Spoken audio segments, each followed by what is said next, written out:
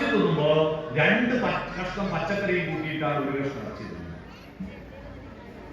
നമ്മളെ കുട്ടികളോ പച്ചക്കറി വെറുതെ കണ്ടിട്ടുണ്ടോ? അവർ ഈ പ്രശ്നം വെക്കുന്ന ആളെടുത്ത് പോയാൽ അതിന്റെ ക്ഷേത്രാണി ബിംബാണി എന്ന് പറഞ്ഞിട്ട് കബഡി നിരത്തുന്നാളില്ലേ, അതുപോലെയാണ് കുട്ടികൾക്ക് സാമ്പാർ വിളമ്പിയാൽ മുരിങ്ങക്കായ അങ്ങോട്ട്, വെണ്ടയ്ക്ക അങ്ങോട്ട്, കേരറ്റ് അങ്ങോട്ട് എല്ലാം ഉണ്ട് ഇലേന്റെ മുകളിലേക്ക് നിരത്തി വെച്ചിട്ട് കബഡി നിരത്തുന്നത്. എന്നിട്ട് ചാറ് മാത്രം കൂട്ടി തിന്നു. എന്നിട്ട് വേർപ്പക്കാരോട് സ്വകാര്യം ചോദിക്കും, ഫീസ് ഉണ്ടോ? ഫീസ് മതി. അത്രയും പണ്ടല്ല ഇറച്ചി കറി വെച്ചിട്ട് കഴിയും, ആവിൽ വേവിച്ച് കഴിയും, ദമ്മ് കൂട്ടിയിട്ട് കഴിയും. ഇപ്പൊ മുഴുവൻ എണ്ണയിൽ പൊരിച്ചിട്ടാണ്. നമുക്കെല്ലാം ഒരുപാട് പേരുണ്ടെങ്കിൽ മരിച്ച ഒരു പേരേ ഉള്ളൂ, ശവം. എന്നാ കോഴീന്റെ ഭാഗ്യം നോക്കിയാൽ മരിക്കുന്നവരെ കോഴീനെ പേരുള്ളൂ, മരിച്ച chicken kebab, chicken kadai, pepper chicken, ginger chicken, chicken city വഴി, ചിക്കൻ പാർന്നടിച്ചത്. ഞാൻ ഇതിങ്ങനെ പ്രാധാന്യം കൊടുത്ത് പറയാൻ കാരണം നമ്മുടെ ഭക്ഷണശീലം നമ്മുടെ കുട്ടികളുടെ ദൈവിക വിരുദ്ധവും സത്യവിരുദ്ധവും ശിവം നന്മ വിരുദ്ധവുമായിരിക്കുന്ന പ്രവണതകളിലേക്ക് നയിക്കുന്നുണ്ടോ എന്ന് ഗൗരവതരമായി പഠിക്കേണ്ട കാലം അതിക്രമിച്ചിരിക്കുന്നു. അവരുടെ ഭക്ഷണം സത്വരജ കാമബോധം തമോബോധങ്ങളിൽ ഉണ്ടാക്കുന്നതാണ്. നമ്മൾ കഴിക്കുന്ന ഭക്ഷണത്തിനനുസരിച്ച് നമ്മുടെ സ്വഭാവത്തിൽ മാറ്റം വരും അല്ലേ? ഭക്ഷണം 3 വിധമുണ്ട്: സാത്വികം, രാജസം, താമസം. എന്താ സാത്വികം?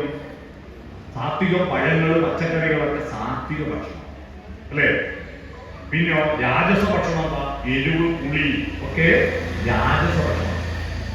തമോ ഭക്ഷണം എന്താ? ചത്തത്, കൊന്നത്, കെട്ടത്, തലേന്നത്തത്, പഴകിയത്, ഫ്രിഡ്ജിൽ വെച്ചതൊക്കെ താമസ ഭക്ഷണം. ഇപ്പൊ മിക്ക ഹോട്ടലിൽ നിന്ന് കിട്ടുന്ന ഒരാഴ്ച പഴക്കമുള്ള ശവമല്ലേ? കോട്ടയം കേരളവർമ്മന്റെ ഇനീഷ്യൽ ചേർത്താ തിന്നുന്നില്ലേ കുട്ടികൾ? കോട്ടയം കേരളവർമ്മന്റെ ഇനീഷ്യൽ വർമ്മ എന്നാ കുടുംബ പേര്. ഒരാഴ്ച പഴക്കമുള്ള ശവത്തിന് വർമ്മ എന്ന് പേരിട്ടാ തിന്നുന്നില്ലേ? ഷവർമ്മ ഇല്ലേ? ഇതൊക്കെ കഴിക്കുക. ഇത് നമ്മുടെ കുട്ടികളുടെ സ്വഭാവമായി മാറുന്നില്ലേ? അതുകൊണ്ട് നമ്മുടെ കുട്ടികൾ മനസ്സാകുന്ന മുയലുറങ്ങുന്നു, ശരീരമാകുന്ന ആമ മറികടക്കുന്നു. വീടിനൊക്കെ ഒത്തും ചിരിച്ചു കാണിച്ചാൽ മതി. ഒരു ചിരി കണ്ടാൽ അത് മതി, ഒരു മൊഴി കേട്ടാൽ അത് മതി. പിന്നെ ഒരു ദിവസം പോയി, ആമ പോയി. മനസ്സാകുന്ന മുയല് പറയണ്ടേ? പോയിക്കോ, കല്യാണം നടത്തിക്കോ, പക്ഷേ അത് സത്യസന്ധമായിരിക്കട്ടെ. ഇന്ന് നിങ്ങൾ നോക്കൂ, പ്രണയങ്ങളൊക്കെ നമുക്ക് സമ്മതിക്കാം, പക്ഷെ അതിന് സത്യമുണ്ടോ? നിങ്ങൾ നോക്കൂ, കല്യാണത്തിന്റെ തലേ ദിവസം വരെ ഫോട്ടോ എടുക്കാൻ വരെ കൊണ്ടുവന്നിട്ടുണ്ടോ അല്ലേ? അരി അടുപ്പത്തെടുപ്പം വരെ അനുകൂലമുണ്ട്. എന്നിട്ട് രാത്രി 12 മണിക്ക് പോയിട്ടേ എന്തൊരു അതെങ്ങനെയാ പോവാൻ തോന്നുന്നത് എനിക്ക് മനസ്സിലാവില്ല. എന്നാ അത് നേരത്തെ പറഞ്ഞാൽ ഈ അരിയിടുന്നത് വേണോ? അർദ്ധരാത്രിയിൽ അച്ഛനെയും അമ്മയും ഊർവം പറ്റിച്ചിട്ട് പോവുക. എനിക്കറിയപ്പെടുന്ന ഒരു എന്റെ വളരെ അടുത്ത ഒരു സ്ത്രീ, അറിയപ്പെടുന്ന ഒരു പ്രഗത്ഭയായ പഞ്ചായത്തിന്റെ ഭരണാധികാരിയാണ്. അവരും മോളും എന്ന് പറഞ്ഞാൽ ഒറ്റ ചങ്ക. മോളായിട്ടല്ല പറ്റിയത്, സ്വന്തം സഹോദരിയെ പോലെ അവരുടെ പെരുമാറ്റം. അവളാണ് തലേ ദിവസം അർദ്ധരാത്രിയിൽ കല്യാണം നടക്കുന്നതിന്റെ തലേ ദിവസം വിളിക്കുന്നത്. ഭക്ഷണം മുഴുവൻ കുഴിയിലിട്ട് കൂടി. സത്യമില്ല എന്ന് പറഞ്ഞാൽ ഈ പ്രണയം എന്ന് പറയുന്ന കാമവികാരം ശരീരം ആമയെ ഉണർന്നപ്പോ മുയലില്ല. ഈ അമ്മയെ കരയിക്കല്ല, അച്ഛനെ കരയിക്കല്ല എന്ന് പറയാൻ മനസ്സുണരണ്ടേ? മറ്റുള്ളവരുടെ സ്നേഹവും അച്ഛന്റെ അമ്മയുടെ സ്നേഹവും തമ്മിൽ അടിസ്ഥാനപരമായ ഒരു വ്യത്യാസമുണ്ട്. എന്താണ്? മറ്റെല്ലാവരും നമ്മളെ കണ്ടതിന് ശേഷമാണ് സ്നേഹിച്ചത്. എന്നാൽ അച്ഛനമ്മമാരെ നമ്മളെ സ്നേഹിച്ചാൽ എപ്പോഴാ സ്നേഹിക്കാൻ തുടങ്ങിയത്? നമ്മൾ ജനിക്കുന്നതിന് 8 മാസം മുമ്പേ നമ്മളെ സ്നേഹിക്കാൻ തുടങ്ങിയവരല്ലേ അച്ഛനമ്മമാർ? അമ്മയുടെ വയറ്റിൽ റിസൾട്ട് പോസിറ്റീവാന്ന് പറഞ്ഞ അന്ന് മുതൽ നമ്മളെ സ്നേഹിക്കുന്നവരാ. അവരെ എല്ലാം കരയിച്ചു പോകുന്നു. എന്താ കാരണം? നമ്മുടെ മനസ്സിൽ അമ്പലവും വിദ്യാഭ്യാസവും A+ വളരുന്നു. അതിനാനുപാതികമായി ഈ കാമത്തെ മറികടക്കാനുള്ള കരുത്ത് നമുക്ക് കുറയുന്നു. കാരണം എന്താണ് മനുഷ്യന്റെ ലക്ഷ്യം? ശരീരത്തിന്റെ സുഖ സൗകര്യങ്ങളല്ല, ആത്യന്തികമായ സത്യാന്വേഷണമാണെന്ന് മറന്നുപോയി. നമ്മുടെ കുട്ടികളെ പഠിപ്പിക്കണം. നീ മനുഷ്യനായി ജനിച്ചത് എന്തിനാണ്? നല്ലോണം പഠിച്ച് നല്ലോണം പരീക്ഷ എഴുതി നല്ല ജോലി കിട്ടി നല്ല ശമ്പളം വാങ്ങി നല്ല വീടെടുത്ത് ആ സ്ഥിരം നല്ല ഭക്ഷണം കഴിച്ച് കുറെ മക്കളെ സൃഷ്ടിച്ച് കിടന്നുറങ്ങാൻ ഇതാണ് മനുഷ്യജന്മം. കാലത്തിനും ദേശത്തിനും അധിപത്തിയായി നിൽക്കുന്ന ഒരു സത്യമുണ്ട് ഈ പ്രപഞ്ചത്തിൽ. ഈ സത്യത്തിലേക്കുള്ള പ്രയാണം, അതിനെ തൊടുത്തുവിട്ട് അമ്പിന്റെ വളർച്ചയാണ് മനുഷ്യ ജീവിതത്തിന്റെ സാംസ്കാരിക വളർച്ച. അത് വളർന്നു വളർന്നു വരണ്ടേ. ആരംഭത്തിൽ തന്നെ മനുഷ്യർ ചിന്തിച്ചത് കമ്പ്യൂട്ടർ ഇല്ലാത്ത കാലത്ത്, മൊബൈൽ ഫോൺ ഇല്ലാത്ത കാലത്ത്, ഇതൊന്നുമില്ലാത്ത കാലത്ത്, ലൈറ്റ് ഇല്ലാത്ത കാലത്ത്, കാട്ടിനകത്ത് ഗുഹയ്ക്കകത്ത് ചമ്രം പടിഞ്ഞിരുന്നിട്ട് അന്നത്തെ മനുഷ്യർ ഈ പ്രപഞ്ചത്തിന്റെ സത്യത്തെ പറ്റി അന്വേഷിച്ചു. ആ സത്യത്തെ പറ്റി അന്വേഷിച്ചതിന്റെ ആ പൈതൃകമാണ് നമ്മുടെ ഭാരതത്തിലെ പൈതൃകമായ ഉപനിഷത്തുകൾ. എന്താ ഉപനിഷത്ത്? ഉപനിഷ്ഠരായിട്ട് സത്യത്തെ അന്വേഷിച്ചതാണ് ഉപനിഷത്ത്. മനസ്സിലായോ? നിസ്സത്ത്, നിശേഷ സത്യം. ആപേക്ഷിക സത്യമാണ് സൂര്യൻ കിഴക്ക് നിന്ന് ഉദിക്കുന്നു എന്നത്. ആത്യന്തികമായ ഒരു സത്യമുണ്ട്. ഈ സത്യം അന്വേഷിക്കുന്നതിൽ നമ്മുടെ ഇന്ത്യൻ ജനത പിന്നീട് തുടർച്ചയുണ്ടാവാത്തതാണ് ഇന്ന് ഇന്ത്യ രാജ്യം ലോകത്തിന്റെ മുന്നിൽ നമ്പർ 1 ആവാതിരുന്നത്. കാരണം ഉപനിഷത്തുകൾ ഉണ്ടാക്കുന്ന കാലത്ത് മറ്റു ലോകങ്ങളിലൊന്നും അറിവുണ്ടായിരുന്നില്ല. ഇന്ത്യയിൽ യൂണിവേഴ്സിറ്റി ഉണ്ടായിരുന്ന കാലത്ത് നളന്ദയും തക്ഷശിലയും ശാരദയും സർവകലാശാലകൾ ഉണ്ടായിരുന്ന കാലത്ത് അമേരിക്ക എന്ന് പറയുന്ന രാജ്യത്തെ കണ്ടുപിടിച്ചിരുന്നില്ല കൊളംബസ് അമേരിക്കയെ കണ്ടുപിടിക്കുന്നതിന് 1000 കൊല്ലം മുമ്പ് ഇന്ത്യയിൽ യൂണിവേഴ്സിറ്റി ഉണ്ട്. ശാരദ എന്ന് പറയുന്ന യൂണിവേഴ്സിറ്റി കാശ്മീരിലായിരുന്നു. ആ കാശ്മീരിലെ യൂണിവേഴ്സിറ്റിയിൽ നിന്ന് ഡോക്ടറേറ്റ് നേടിയ റിസർച്ച് നടത്തിയ ഒരു റിസർച്ച് സ്കോളർ ഉണ്ട്. അതേ പേരിൽ കർണാടകത്തിൽ ഒരു യൂണിവേഴ്സിറ്റി ഉണ്ടാക്കി. ആ യൂണിവേഴ്സിറ്റിയുടെ പേര് ശാരദാ പീഠം എന്നാണ്. ആ യൂണിവേഴ്സിറ്റി ഉണ്ടാക്കിയ ആ ഡോക്ടറേറ്റ് നേടിയ ആളെ അറിയാമോ? അയാളുടെ പേരാണ് ജഗദ്ഗുരു ആദിശങ്കരൻ. ജഗദ്ഗുരു ആദിശങ്കരൻ. ഈ ജഗദ്ഗുരു ആദിശങ്കരൻ ഒക്കെ പഠിച്ച യൂണിവേഴ്സിറ്റി ഇന്ത്യയിൽ ഉണ്ടാവുമ്പോ അമേരിക്ക എന്ന രാജ്യമില്ല. അറിയണം, ഉപനിഷത്തുകള്, വേദങ്ങള്, വേദാന്തങ്ങൾ ഉണ്ടായി. ആ സത്യാന്വേഷിക്കുന്ന കരുത്തുകൊണ്ടാണ് 1,64,000 ശ്ലോകങ്ങളുള്ള മഹാഭാരതം എന്ന് പറയുന്ന കാവ്യം ഉണ്ടായത്. ആ മഹാഭാരതം എന്ന കാവ്യം ഏതാണ്ട് 20,000 കഥാപാത്രങ്ങൾ ഉണ്ടായിരുന്നു. 20,000 കഥാപാത്രം. ഇപ്പൊ നമ്മളെ കുട്ടികൾക്ക് രണ്ട് മക്കൾക്ക് പേരിടാൻ വേണ്ടി കളിക്കുന്ന കളി എത്രയാ? അന്നേരം 20,000 ആളുകൾക്ക് പേരിട്ടില്ലേ? ഒരു പേരും അർത്ഥമില്ലാത്തതില്ല. പണ്ടത്തെ ഇന്നത്തെ പേര് പോലെയല്ല. പണ്ടത്തെ പേരുകളെല്ലാം എല്ലാ പേരും അർത്ഥമുണ്ടായിരുന്നു, അർത്ഥമുള്ള പേരുകളാണ്. ഇപ്പോഴത്തെ പേരോ, കഴിഞ്ഞ ദിവസം ഒരു കുട്ടീന്റെ പേര് ടിങ് ടോങ്. എന്താ പേര്? ടിങ് ടോങ്. ഞാൻ ചോദിച്ചു ജപ്പാനീസ് പേരാ? അല്ല. തലേ ദിവസം ഏത് പേരിടണമെന്നുള്ള തർക്കമായിരുന്നു. രാവിലെ ആദ്യം കേൾക്കുന്ന പേരിടാറുള്ളത്. അപ്പുറത്തെ കോയിനാട്ടം പോളിംഗ് വേല ടിങ് ടോങ് പച്ചക്കറി പേര്. അർത്ഥമൊന്നുമില്ല. എന്നാൽ 20,000 കഥാപാത്രങ്ങൾക്ക് പേരിട്ടില്ലേ? ആ കഥകളൊന്നും തന്നെ പരസ്പര പൂരകങ്ങളല്ലാതെ ഒന്നും ഓവർലാപ്പ് ചെയ്യുന്ന കഥകളില്ലല്ലോ. എല്ലാം പരസ്പര യുക്തിയോടുകൂടി കൂട്ടിയിണക്കിയ 18 പുരാണങ്ങൾ ഉണ്ടായി, ഉപനിഷത്തുകൾ ഉണ്ടായി. ഇതെല്ലാം സത്യാന്വേഷണത്തിന്റെ ബലത്തിലുണ്ടായതാണ്. ഇതെല്ലാം സത്യാന്വേഷണത്തിന്റെ ബലത്തിലുണ്ടായതാണ്. ആ സത്യാന്വേഷണം അതിന്റെ ബലത്തിലാണ് ആയുർവേദ ഗ്രന്ഥങ്ങൾ ഉണ്ടായത്. നിങ്ങൾ നോക്കൂ, നമ്മുടെ ഇംഗ്ലീഷ് മരുന്നില്ലേ? ഇംഗ്ലീഷ് മരുന്ന് ഉണ്ടായിട്ട് 10-200 കൊല്ലല്ലേ? ഈ ഇംഗ്ലീഷ് മരുന്ന് മെൻഡലിയഫിന്റെ പട്ടികയും 104 മൂലകങ്ങളും എല്ലാം കണ്ടുപിടിച്ചതിന് ശേഷം laboratory, microscope, test tube, funnel തുടങ്ങിയ സംവിധാനങ്ങളെല്ലാം കണ്ടെത്തിയിട്ടാണ് ഇംഗ്ലീഷ് മരുന്ന് കണ്ടുപിടിച്ചത്. ആ ഇംഗ്ലീഷ് മരുന്ന് കണ്ടുപിടിക്കുന്നതിന് 1000 കൊല്ലം മുമ്പ് ചരകരും സുശ്രുതരും സഞ്ജീവിനി മഹർഷിയും നമ്മുടെ നാട്ടിലുള്ള മരത്തിന്റെയും ഇലകളുടെ ചെടികളുടെയും വള്ളികളുടെയും ഇലയും പൂവും തൊലിയും കായും വേരും വായിലിട്ട് ചവച്ചരച്ചു നോക്കിയിട്ട് ഇത് അമ്ല ഗുണമാണോ ക്ഷാര ഗുണമാണോ എന്ന് കണ്ടെത്തിയിട്ട് 1000 കണക്കിന് കഷായം, അരിഷ്ടം, ലേഹ്യം, വടകം, ഗുളിക, തൈലം ഉണ്ടാക്കി വെച്ചു. ഇപ്പോഴും നമ്മള് ഗവൺമെന്റ് ആശുപത്രിയിൽ പോയിട്ട് സുഖമൊന്നുമില്ലപ്പോ നമുക്ക് ആയുർവേദ ആശുപത്രി താണൊക്കെ പോയി കിടക്കാൻ പറഞ്ഞില്ലേ? ആയുർവേദത്തെ ആലോചിക്കൂ, അത് സത്യത്തിന്റെ ബലത്തിലാണ്.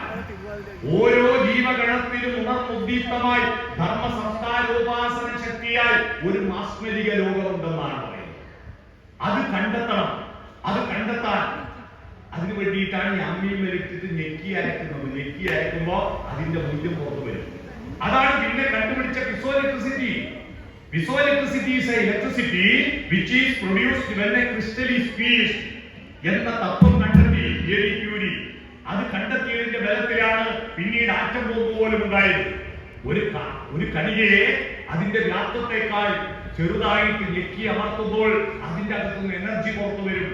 ആ എനർജിയാണ് മരുന്നരക്കുന്ന വൈദ്യന്മാര് എത്ര അരച്ചാലും തൃപ്തിയാവാത്തത് വീണ്ടും വീണ്ടും അരക്കാൻ പറഞ്ഞത്.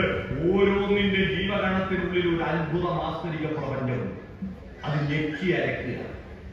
അതുകൊണ്ടാണ് കണ്ണു കാണാത്ത ഒരു വൈദ്യര് മരുന്നരക്കാൻ പറഞ്ഞത്.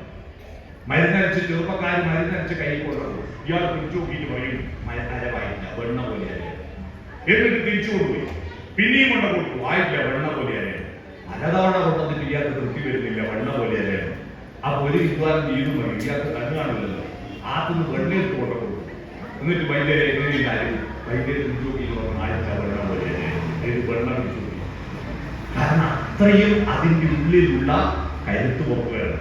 നമ്മൾ ഈ അമ്മീമലിട്ട് അരച്ച കറിയുടെ ടേസ്റ്റ് കൂടുന്നതിന്റെ കാര്യം മനസ്സിലായി.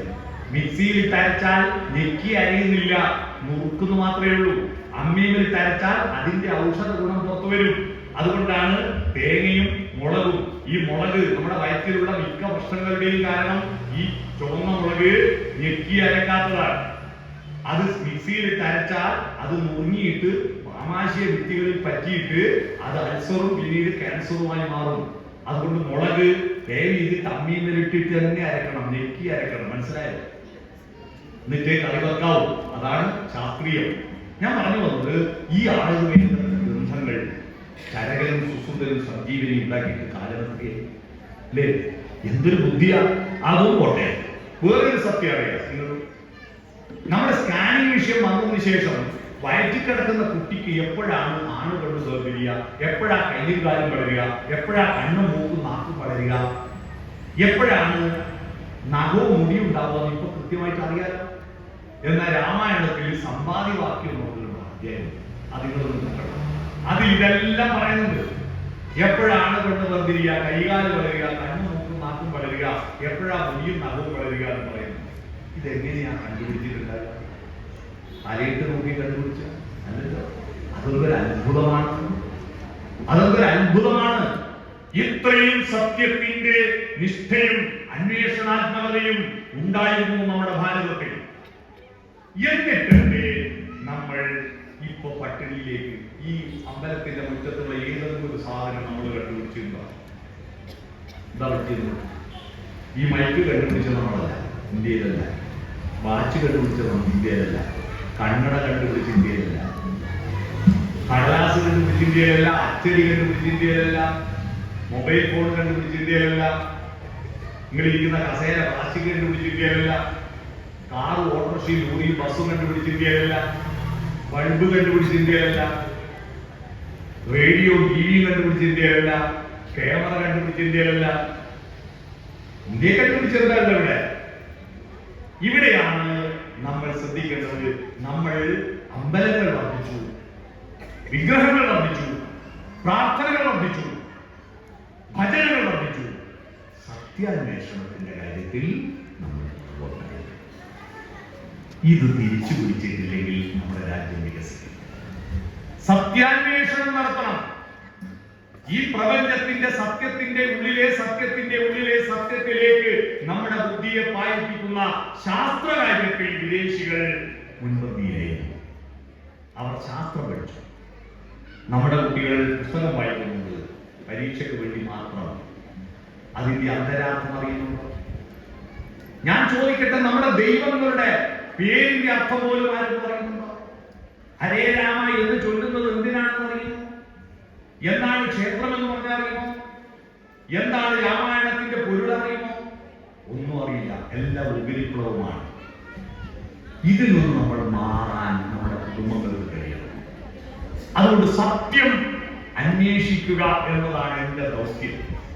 ഇന്നലെ വരെ തിരിച്ചറിഞ്ഞിട്ടില്ലാത്ത ഒരു പുതിയ സത്യമെങ്കിലും ഇന്ന് ഞാൻ കണ്ടെത്തിയാലേ ഇന്ന് ഞാൻ മനുഷ്യന്റെ രക്ഷിപ്പെടും.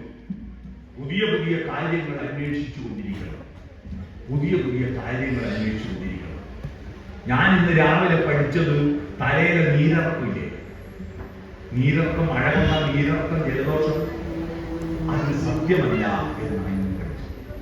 അങ്ങനെ നീര് ഇറങ്ങില്ല. തലയിൽ മഴ കൊണ്ടാൽ ഈ നീര് മൂക്കിലേക്ക് ഇറങ്ങാൻ ഒരു മാർഗമില്ല. തലയോട്ടിലൂടെ ഈ വെള്ളം ഇങ്ങോട്ട് ഇറങ്ങില്ല. മൂക്ക് തൊലിക്കുന്നത് തലയിൽ കൊണ്ട മഴ വെള്ളമല്ല. മുൻധാരണ സത്യം അറിയുന്നതിന് മുമ്പുള്ള മുൻ തെറ്റിദ്ധാരണയാണ്. മഴ കൊള്ളുമ്പോ ശരീരം തണുക്കുമ്പോ നമ്മുടെ മൂക്കിനകത്ത് ഫ്ലൂവിന്റെ വൈറസ് എല്ലാവരും മൂക്കിലും തൊണ്ടയിലുണ്ട്. തണുപ്പ് പിടിക്കുമ്പോൾ ഈ വൈറസ് ആക്ടിവേറ്റ് ആവും. ഈ വൈറസ് ആക്ടിവേറ്റ് ആയിട്ടുണ്ടെന്ന് വിവരം ശരീരം ആ വൈറസിനെ പുറത്തേക്ക് കാണിക്കാൻ വേണ്ടി ശരീരം ഉത്പാദിപ്പിക്കുന്ന വെള്ളമാണ് ഈ ജലദോഷം എന്ന് പറഞ്ഞു വരുന്നത്. തലയിൽ നിന്നല്ല, നമ്മുടെ പരമ്പരാഗതമായ തെറ്റിദ്ധാരണയാണ്. ഇന്ന് രാവിലെ ഞാൻ അതിന്റെ ഡീറ്റെയിൽസ് പഠിച്ചിട്ടായിരുന്നു. ഇത് എല്ലാ ദിവസവും എന്തെങ്കിലും ഒരു പുതിയ സത്യം അറിയണം. അതാണ് ശാസ്ത്രം. ആ ശാസ്ത്രം ശാസിച്ചവൻ, അതാ ധർമ്മ ശാസ്താവേ, ശാസ്താവാര ശാസിച്ചവൻ, സത്യം ശാസിക്കുന്നവൻ ധർമ്മശാസ്താവാണ്. അതുകൊണ്ട് നമ്മൾ ശാസ്ത്രം പഠിക്കുന്നത് ദൈവവിരുദ്ധമല്ല, സത്യാന്വേഷണം ദൈവം പറഞ്ഞതാണ്. എല്ലാ ഉപനിഷത്തുകളും ദൈവവിശ്വാസം പറഞ്ഞത് സത്യാന്വേഷണമാണ്. ഒരു കൊച്ചു സത്യം മതി. 1000 അസത്യങ്ങൾ കൂട്ടിവെച്ചാലും ഒരു കൊച്ചു സത്യത്തിന്റെ അടുക്കത്തില്ല. നിങ്ങൾ നോക്കൂ, ഇപ്പോൾ ഒരൊറ്റ ബൾബ് കത്തുന്നുണ്ടോ? ഇല്ല. ആകാശത്ത് ഒറ്റ നക്ഷത്രമുണ്ടോ? ഏതാ നക്ഷത്രം? സൂര്യൻ മാത്രം. എന്നാൽ രാത്രിയിൽ ആകാശത്ത് 1,00,000 നക്ഷത്രങ്ങളില്ലേ? എന്നിട്ട് ഇവിടെ വെളിച്ചം കിട്ടുമോ? LED വേണ്ടേ? ബൾബ് വേണ്ടേ? CFL വേണ്ടേ? ട്യൂബ്ലൈറ്റ് വേണ്ടേ? എന്തുകൊണ്ടാ? രാത്രിയിലുള്ള നക്ഷത്രങ്ങൾ സത്യത്തിൽ നിന്ന് നമ്മൾ അകലെയാണ്. എന്നാൽ പകലുള്ള നക്ഷത്രത്തിൽ സത്യത്തോട് നമ്മൾ അടുത്താൽ പ്രപഞ്ചം മുഴുവൻ വെളിച്ചം നൽകാൻ പകലിനൊന്നേ വിളക്കുള്ളൂ. 1,00,000 നക്ഷത്ര ദീപങ്ങൾ കൊളുത്തി സ്വപ്നം കാണുന്നു രാത്രി. വെളിച്ചം സ്വപ്നം കാണുന്നു രാത്രി. കേട്ടിട്ടുണ്ടോ? അദ്വൈതം ജനിച്ച നാട്ടിൽ, ആദിശങ്കരൻ ജനിച്ച നാട്ടിൽ, 1000 ജാതികൾ, 1000 മതങ്ങൾ, 1000 ദൈവങ്ങൾ, സർവജ്ഞ പീഠം കയറാൻ വേണ്ടിയിട്ട് ശങ്കരാചാര്യർ പോയപ്പോ ശങ്കരാചാര്യർ പൂർണ്ണ സത്യം കണ്ടെത്തിയിട്ടില്ല എന്ന് തിരിച്ചറിഞ്ഞിട്ടാണ് ശിവൻ കാട്ടാള രൂപത്തിൽ വന്നിട്ട് ശങ്കരാചാര്യരെ ചോദ്യം ചെയ്തു. അറിയോ? ഹൈന്ദവാണ്, ദൂരെ പോ, കാട്ടാള ദൂരെ പോ എന്ന് നാട്ടിയെ പറ്റിയപ്പോ കാട്ടാളൻ ചോദിച്ചു, ഹേ അമ്പുരാനെ, ഏങ്ങളെ കുപ്പേര് നട്ട വാഴപ്പഴമല്ലോ നിങ്ങളുടെ ദേവന പൂജ. ഏങ്ങളെ കൊത്തിയാലും നിങ്ങളെ കൊത്തിയാലും ഒന്നല്ലേ ചോരാ. ആ കാട്ടാളനാണ് പൊട്ടം തെയ്യം. മനസ്സിലായി? പൊട്ടം തെയ്യത്തിന്റെ തോറ്റാൻ ചൊല്ലിയത് സത്യമല്ലേ? ഇവിടെ ഹിന്ദുവും മുസൽമാനും ക്രിസ്ത്യാനിയെല്ലാം വേറെ വേറെ ദൈവങ്ങൾ ഉണ്ടാക്കിയതാ. അങ്ങനെയാണെങ്കിൽ ഇതേ കോലത്തിൽ വന്നു കഴിഞ്ഞാൽ ബ്രഹ്മാവ് ഹിന്ദുക്കളെ സൃഷ്ടിച്ച അതേ രൂപത്തിലല്ലേ അള്ളാഹു മുസ്ലിങ്ങളെ സൃഷ്ടിച്ച്? കർത്താവ് ക്രിസ്ത്യാനികളെ സൃഷ്ടിച്ച അതേ രൂപത്തിലാണ്. ബ്രഹ്മാവ് ഹിന്ദുക്കളെ സൃഷ്ടിച്ചിട്ട് അതിന്റെ സോഫ്റ്റ്വെയർ കർത്താവിന് വാട്സാപ്പിൽ അയച്ചു കൊടുത്തിട്ട, എന്നിട്ട് അത് അള്ളാഹുവിന് മെസ്സഞ്ചറിൽ അയച്ചു കൊടുത്തിട്ട് എല്ലാത്തിനും 2 കണ്ണ്, എല്ലാത്തിനും മൂക്കിൽ 2 ഓട്ട, എല്ലാത്തിനും 2 ചെവി, എല്ലാത്തിനും മൂക്കിൽ തൊട്ടുതായതായ ഒരു ഏതെങ്കിലും ഒരു ദൈവം പല സ്ഥലത്തും ഉണ്ടാക്കുമ്പോ മൂക്ക് വേറെ കേൾപ്പിട്ടല്ലോ. എന്തൊരു ഔചിത്യമാണ്, എന്തൊരു കൃത്യതയാണ്. എല്ലാവർക്കും 10 വിരൽ കറക്റ്റ് അല്ലേ? 10 വിരൽ കറക്റ്റ് അല്ലേ? അതുകൊണ്ടല്ലേ ഭാഷകൾ പലത്, ദൈവങ്ങൾ പലതാണെങ്കിലും എണ്ണൽ സംഖ്യ എല്ലാ ഭാഷയിലും 10ന്റെ ഗുണിതങ്ങളല്ലേ? 1, 10, 100, 1000 പൂജ്യത്തിന്റെ ഗുണിതങ്ങൾ, 0 ഇടുന്നോറും 10ന്റെ ഗുണിതങ്ങളല്ലേ? 9ന്റെ ഗുണിതമുള്ള ഒറ്റ ഭാഷയില്ലല്ലോ. 11ന്റെ ഗുണിതമുള്ള ഒറ്റ ഭാഷയില്ലല്ലോ.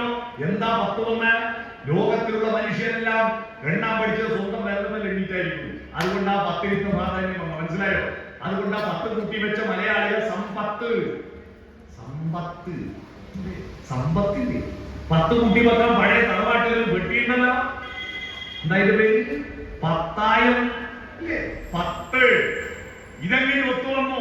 ഉള്ളൂര് പരമേശ്വരയ്യർ അതിന് കൃത്യമായ മറുപടി പറഞ്ഞിട്ടുണ്ട്.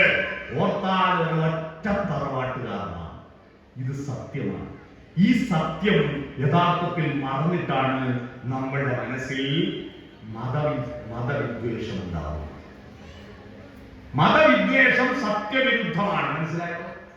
ഓ മാപ്പിളയാ, ഞാൻ ഹിന്ദുവാണ്, ഓനോട് വെറുപ്പ്, ഓനോട് വെറുപ്പ്, ഓന് നമ്മളോട് വെറുപ്പ്. 2 മതങ്ങളുടെയും അടിത്തറ ഒന്നാണ്. ബ്രഹ്മാവ് എന്ന് പറയുന്നതിൽ ബ്രാഹ്മ ഹാന്ന് മാവില്ലേ? ബ്രഹ്മാവിൽ ബ്രാഹ്മുണ്ട്, ഹാന്നുണ്ട്, മാവുണ്ട്. ക്രിസ്ത്യാനികളുടെ ഏറ്റവും വലിയ ആളായ ക്രിസ്തു അല്ല.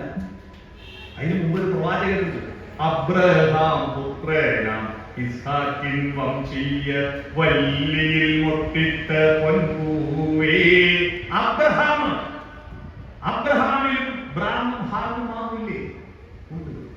മുസ്ലിങ്ങളുടെ വലിയ ആൾ മുഹമ്മദ് നബി അല്ല. വലിയ പെരുന്നാൾ ഏതാ? ബലിപെരുന്നാൾ, ബക്രീദ്. ബക്രീദ് എന്ന ആടിനെ ബലിയർപ്പിച്ചത്. ബക്രീദ് എന്ന് പറഞ്ഞാൽ ആടല്ലേ? ആടിനെ ബലിയർപ്പിച്ച ബക്രീദ്. ആരെ ബലിയർപ്പിച്ച്? സ്വന്തം മകനെ ബലിയർപ്പിക്കാൻ തയ്യാറായി പോയപ്പോ അള്ളാഹു പറഞ്ഞു, മോൻ വേണ്ട, ഒരാടിനെ തന്നാൽ മതി. ആ പിതാവിന്റെ പേരെന്താ? ഇബ്രാഹിം നബി. ഇബ്രാഹിമിലെ അബ്രഹാമിലെ ബ്രഹ്മാവിലെ ഒന്നാ. നമ്മളെ ഇംഗ്ലീഷ് കലണ്ടറിൽ സംസ്കൃതത്തിന്റെ പേരില്ല. ഇംഗ്ലീഷ് കലണ്ടർ കണ്ടിട്ടുണ്ട്. ജനുവരി, ഫെബ്രുവരി, മാർച്ച്. ഇത് നമ്മുടെ കലണ്ടറല്ല, അവർ കൊണ്ടുവന്ന പോർച്ചുഗീസുകാർ വരുമ്പോ കൊണ്ടുവന്ന കലണ്ടറാ. നമ്മുടെ കലണ്ടറിന്റെ പേരറിയോ? മലയാളിന്റെ സ്വന്തം കലണ്ടർ ഏതാ? ചുമരുമ്പോ തൂക്കാൻ പറ്റില്ല. അത് മലയാളിന്റെ സ്വന്തം കലണ്ടറിന്റെ പേരവർക്കൊന്നും അറിയില്ല. ഒരു പാട്ട് പറയും. പറഞ്ഞു പഞ്ചാംഗം. പുസ്തക രൂപത്തില്ല, പഞ്ചാംഗം. ഈ പഞ്ചാംഗം കൊല്ലത്ത് വെച്ചുണ്ടാക്കിയത് കൊണ്ടാ കൊല്ലവർഷം 1200 കൊല്ലമായിട്ടുണ്ടായി. അതുകൊണ്ടാ കൊല്ലവർഷം 1200 കണ്ടിട്ടുണ്ടോ? 1200 കൊല്ലവർഷം. അതിന് മുമ്പ് നമുക്ക് ഡേറ്റ് ഇല്ല. നമുക്ക് നക്ഷത്ര അശ്വതി വർഗിൽ മുതൽ രേവതി വരെ 27 നക്ഷത്രം. 12 മാസം 27 ദിവസവും ഇല്ലു. 27 ദിവസമുള്ള 12 മാസം 324 ദിവസമേ വരൂ. 365 ദിവസം വേണ്ട. സത്യം 365. ഭൂമി സൂര്യനെ കറങ്ങുമ്പോ 364 തവണ കറങ്ങും. അതുകൊണ്ടാണ് 364 ദിവസം. നമ്മുടെ കയ്യിൽ എത്രയുണ്ട്? 324. 365 അപ്പുറത്ത് 324 നമ്മുടെ കയ്യിലുള്ളൂ. അപ്പൊ എത്ര ദിവസത്തിന്റെ കുറവുണ്ട് ഈ വട്ടം കംപ്ലീറ്റ് ആക്കാൻ? വട്ടത്തിൽ എന്താ സംസ്കൃതത്തിൽ പറയാ? മണ്ഡലം. മണ്ഡലം കംപ്ലീറ്റ് ആക്കാൻ 365 കിഴിക്കണം. 324 സമം 41. അതാ 41 ദിവസം മണ്ഡലം. ഒരു കിട്ടിയോ? 41ന്റെ കണക്ക് മനസ്സിലായി? ഈ ഇംഗ്ലീഷ് മാസത്തിൽ സംസ്കൃത പേരെങ്ങനെ വന്നു? സപ്തം 7 അല്ലേ? സപ്തസ്വരം. അഷ്ടം 8 അല്ലേ? നവം 9 അല്ലേ? ദശം 10 അല്ലേ? September, October, November, December. പക്ഷെ ഒരു പ്രശ്നമുണ്ടല്ലോ. സപ്തം 7 പക്ഷെ സെപ്റ്റംബർ 9 മാസം. അഷ്ടം 8 പക്ഷെ ഒക്ടോബർ 10 മാസം. നവം 9 പക്ഷെ നവംബർ 11 മാസം. ദശം 10 പക്ഷെ ഡിസംബർ 10 മാസം. ഇതെങ്ങനെ മാറിപ്പോയി? എന്തോ ഒരു ഫോൾട്ടില്ലേ? അവിടെ അതിനെപ്പറ്റി അന്വേഷിച്ചു. സത്യം അന്വേഷിച്ചപ്പോഴാണ് മനസ്സിലായത് 10 മാസേ പണ്ട് ഗ്രിഗോറിയൻ കലണ്ടറിൽ ഉണ്ടായിരുന്നുള്ളൂ. ആ കലണ്ടർ പുതുക്കിയത് ജൂലിയസ് സീസറിന്റെ കാലത്ത് 12 തവണ ചന്ദ്രൻ ഭൂമിയെ ചുറ്റുന്നു. അതുകൊണ്ട് 12 മാസം ഉണ്ടാക്കാൻ തീരുമാനിച്ചു. അങ്ങനെ 12 മാസം ഉണ്ടാക്കാൻ തീരുമാനിച്ചപ്പോ 2 മാസത്തിന് പുതിയ പേര് വേണ്ടേ? അപ്പൊ ജൂലിയസ് സീസർ പറഞ്ഞു എന്റെ പേര് 1 മാസം. അതാ ജൂലൈ. അടുത്ത മാസത്തിന്റെ പേര് ജൂലിയസ് സീസറുടെ മരുമകൻ അടുത്ത രാജാവ്. അതാരാ? Augustus Caesar. അഗസ്റ്റസ് സീസറിന്റെ പേര് 1 മാസം ആഗസ്റ്റ്. അപ്പൊ ജൂലൈ ആഗസ്റ്റ് പണ്ട് ഉണ്ടായിരുന്നോ? ഇല്ല. ജനുവരി, ഫെബ്രുവരി, മാർച്ച്, ഏപ്രിൽ, മെയ്, ജൂൺ 6 മാസം കഴിഞ്ഞാൽ പിന്നെ 7 മാസം സെപ്റ്റംബർ, സത്യായം 8 മാസം ഒക്ടോബർ, 9 മാസം നവംബർ, 10 മാസം ഡിസംബർ. മനസ്സിലായില്ലേ? കാലത്തിന്റെ സത്യം, ദേശത്തിന്റെ സത്യം, പുതിയ പുതിയ സത്യങ്ങൾ അന്വേഷിച്ച് യാത്ര ചെയ്യുക. നമ്മുടെ ജീവന്റെ സത്യം, ഉള്ളിലൊരു സത്യമുണ്ട്, ബാഹ്യത്തിൽ ഒരു സത്യമുണ്ട്. ഉള്ളിലേക്കുള്ള സത്യം അന്വേഷിച്ചിട്ടാണ് ദൈവത്തെ കണ്ടെത്തിയത്. ബാഹ്യമായ സത്യം അന്വേഷിക്കുന്നതാണ് ശാസ്ത്രം. ഇത് രണ്ടും അങ്ങോട്ടും ഇങ്ങോട്ടും പരസ്പര വിരുദ്ധമായതാണ് നമ്മുടെ രാജ്യത്തെ നിത്യബന്ധം. ശാസ്ത്രം ദൈവവിരുദ്ധമാണെന്ന് ദൈവവിശ്വാസികളും ദൈവം ശാസ്ത്രവിരുദ്ധമാണെന്ന് ശാസ്ത്രവിശ്വാസികളും വിചാരിച്ചു. ഇതിനെ രണ്ടിനെയും സമന്വയിപ്പിച്ചുകൊണ്ട് പാശ്ചാത്യർ വികസിച്ചു. അപ്പോഴാണ് അവർക്ക് നേട്ടമുണ്ടായത്. നമുക്ക് എല്ലാം ഒന്നുകിൽ ഗുരുക്കള നെഞ്ഞത്ത് അല്ല കാടിലേക്ക് പോകും. ഇതിനെ കൂട്ടിച്ചേർക്കണം. ദൈവവിശ്വാസം എന്ന് പറയുന്നത് ആരെങ്കിലും പറയുന്നത് കേട്ടിട്ട് അതിൽ വിശ്വസിച്ച് നിൽക്കലല്ല, പുതിയ പുതിയ ചിന്തകളിൽ ആഴങ്ങളിലേക്ക് അന്വേഷിച്ചു പോക്കാൻ